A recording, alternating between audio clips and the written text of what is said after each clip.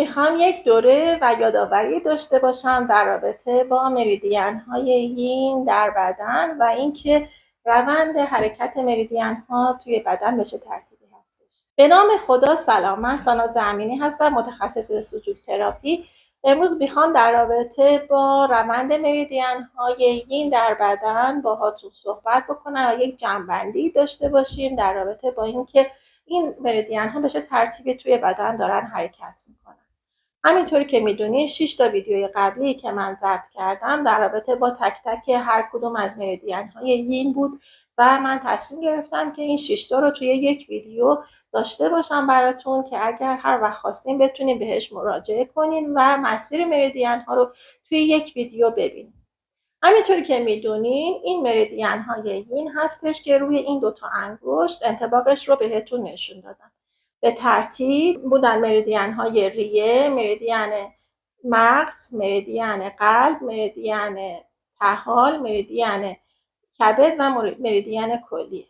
حالا میخوایم با همدیگه روند حرکت هر کدوم از این مریدیان‌ها رو توی بدن بدونیم. همینطوری که میدونید 3 تا مریدیان اول مریدیان‌های پایین رونده بودن، یعنی که توی بدن از سمت بالا به سمت پایین جریان دارن. توی این ویدیو مشخص هستش مریدیان ریه به این ترتیب توی دست حرکت میکنه، به سمت پایین میاد.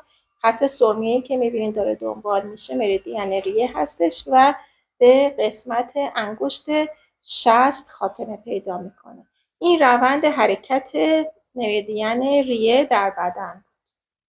مریدیان بعدی که در موردش میخوام صحبت بکنم مریدیان مغز هستش. از بالای سینه ها شروع میشه و اینجوری دور میزنه توی دست، این قسمت دست رو به سمت پایین میره و نهایتاً به انگشت میانی دست خاتمه پیدا میکنه و این مسیر رو شما میتونین اگر مشکلی در بدن دیدین مربوط به مریدیان مغز بدونین و بتونین در رابطه با مریدیان مغز روی این قسمت کار بکنید. مریدیان بعدی مریدیان قلب هستش. از قسمت زیر بغل شروع میشه و به این ترتیب توی دست حرکت میکنه تا اینکه برسه بین انگشت کوچیک و انگشت حلقه و میره سمت دست و به انگشت کوچیک خاتمه پیدا میکنه. قبلا هم بهتون گفتم اگر که کسی دچار بوی بد زیر بغل بود نشون دهنده وجود سرما در قلبش هستش و شما لازمه که با قرمز کردن این مریدیان این مشکل رو برطرف بکنید. همچنین اگر که نمیخواین از ماژیک استفاده بکنید میتونید با ماساژ انطباق قلب این مشکل گرم نبودن قلب رو برطرف بکنید، چون که همیشه قلب که یکی از مسئولان انرژی گرما در بدن هست باید به اندازه کافی گرما در اون وجود داشته باشه تا اینکه بتونه مشکلات بدن رو تا حد خیلی زیادی برطرف کنه. خب این 3 تا مریدیان که الان خدمتتون گفتم همینطوری که گفتم همشون مریدیان های پایین رونده بودن و انطباق همشون روی انگشت اشاره بود و شما از طریق انگشت اشاره میتونید بهشون دسترسی پیدا بکنید. حالا میخوایم بریم سر وقت 3 تا مریدیان بعدی، ولی قبل از اینکه اونا رو بهتون بگم اگر که تا الان ویدیو رو لایک نکردین حتما لایک کنین و برای من کامنت بنویسین، چون هم منو خوشحال میکنین همین که باعث میشه که یوتیوب بتونه این ویدیو رو مفید تشخیص بده و به دوستان دیگه توی یوتیوب معرفی بکنه و خانواده بزرگتری رو داشته باشین. اگر هم تا حالا کانال رو سابسکرایب نکردین حتما روی دکمه سابسکرایب بزنین و روی اون قسمت زنگوله بغلش هم بزنید که اگر ویدیوی جدیدی من توی کانال گذاشتم به شما اطلاع بده و اون ویدیو رو از دست ندید. مطمئن باشین مطالبی که من توی این کانال میگم به دردتون میخوره و میتونه خیلی از مشکلات رو در بدنتون برطرف بکنه. خب مریدیان بعدی که میخوام در مورد صحبت کنم مریدیان طحال هست. از این قسمت مربوط به انگشت شست پا شروع میشه و به سمت بالا میاد. همینطوری که گفتم این مریدیان ها به صورت بالا رونده هستن و روی رانها رو طی میکنه و به سمت قسمت کنار بغل زیر بغل میره و اینجا خاتمه پیدا میکنه. همینطور که توی این شکل مشخص هستش روند خیلی طولانی رو توی بدن طی میکنه. یکی از مهمترین مریدین هایی باشه که ما توی بدن داریم و خیلی از مشکلات رو از طریق اون میتونیم برطرف بکنیم. اگر در این مسیر جایی ورم کرد یا اینکه رنگش به سمت زردی رفت، میتونید متوجه بشین که مقدار رطوبت در این مریدین زیاد شده و شما لازمه که اون رو با کم کردن انرژی رطوبت برطرفش بکنید. مریدین بعدی که میخوام در موردش صحبت بکنم مریدین مربوط به کبد هستش، یعنی یین باد. مسیر مریدین کبد همینطوری که در این فیلم میبینین از بین انگشت شست و انگشت حلقه شروع بشه در پا و به این ترتیب این مسیر رو طی میکنه و به سمت بالا میاد.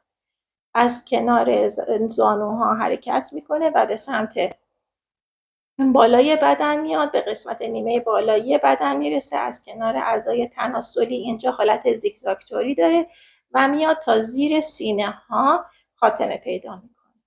این مسیر مربوط به انرژی یین باد هستش و تحت تاثیر مریدین کبد قرار داره و اگر مشکلی توی این مسیر دیدین شما میتونین با توجه به مریدین کبد اون رو برطرف بکنید.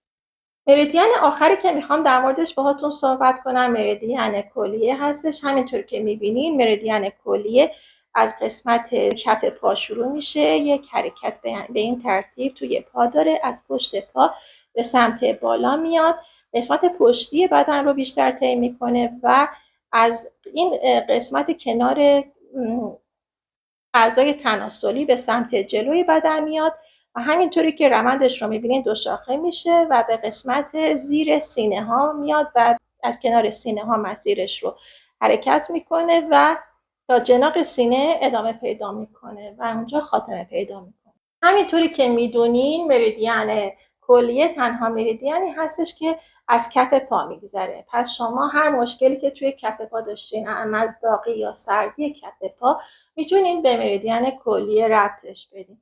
یعنی شما اگر که کف پای سرد داشته باشین میتونین متوجه بشین که کلیه هاتون خیلی سرده. اگه کف پاتون داغ باشه نشون دهنده اینه که کلیه هاتون خیلی داغه و اگر که کف پا سرد بود حتما لازمه که با لوبیای قرمز این سردی رو متعادلش بکنید. اگر کف پا گرم بود با لوبیای سفید رو متعادلش بکنید و بتونید عملکرد کلیه‌تون رو بهبود ببخشید. این آخرین مریدینی بود که من میخواستم توی این ویدیو در موردش براتون یادآوری بکنم که همینطوری که توی این شکل میبینید مریدین ها به این ترتیب توی انگشت قرار دارن. قبلا هم 6 تا مریدین ینگ رو بهتون گفته بودم که دقیقا شبیه این شکلی که الان میبینید ما روی انگشت داشتیم، یعنی به ترتیب مریدین روده بزرگ، مریدین نخاع، بعد روده کوچیک، بعد معده، مریدین کیسه صفرا و نهایتا هم مریدین مثانه به این ترتیب که توی این عکس نشون داده شده قرار دارن و شما میتونین از طریق هر کدوم از این مریدین ها انرژی رو توی این قسمت های بدنتون کم و زیاد بکنین و مشکلات رو برطرف بکنین. مریدین ها یکی از مهمترین قسمت هایی هستش که توی طب سوزنی هم ازش استفاده میشه. یعنی اگر شما مشکلی داشته باشین یک فرمولی در رابطه با برطرف کردن اون مشکل وجود داره که پیش متخصص طب سوزنی که میریم میان روی قسمت های مختلف هر کدوم از این مریدین ها که از قبل براشون تعریف شده سوزن وارد میکنن و این سوزن ها در جهت های مختلف وارد میشه و باعث کم شدن یا زیاد شدن یا تغییر جهت انرژی درون این مریدین های شما میشه و میتونه خیلی از مشکلات رو توی بدنتون برطرف کنه. پس دونستنش خیلی میتونه مفید باشه برای بدن. من توی ویدیوهای بعدی که میخوام راهکارهای مختلف رو در مورد بیماری ها به شما بگم خیلی ممکنه که از این مبحث مریدین ها استفاده بکنم و بهتون بگم تغییراتی رو توی مریدین هاتون انجام بدین تا اینکه بتونید مشکلات زیادی رو توی بدنتون برطرف. خیلی ممنون از اینکه به این ویدیو توجه کردین. حتما فراموش نکنین که کانال ما رو به دوستان و آشنایانتون معرفی بکنید و تا ویدیوی بعدی شما دوستان عزیز رو به خدا میسپارم. خدا نگهدار.